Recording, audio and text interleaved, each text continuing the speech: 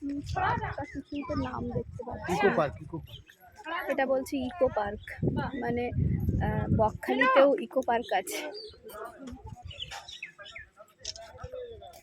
এসছি একটু ঘুরে দেখি, তারপরে বিচে একটু যাওয়ার ইচ্ছা আছে। এখন দেখি এগুলো একটু দেখি, তারপরে যাবো।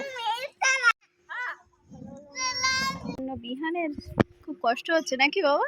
কষ্ট হচ্ছে একটুখানি বেরিয়েই আমরা জাস্ট মানে রুমে গেলাম, গিয়ে ফ্রেশ হলাম, তারপরে বেরিয়েছি। হ্যাঁ যাও, বাচ্চাদের একটা পার্ক আছে। আর যেটা সব থেকে ভালো লাগছে সেটা হলো ঝাউবন, মানে একদম কাছ থেকে ঝাউবন, বেশ ভালো লাগছে।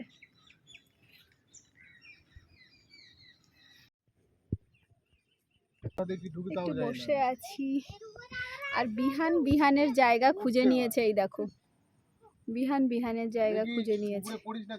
পড়ে যাবি বাবা।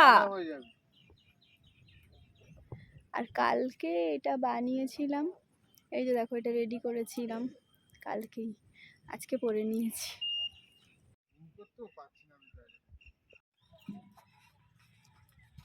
ফেজারগঞ্জের ফেজার সাহেবের বাড়ি এইটা, এটা ফেজারগঞ্জ।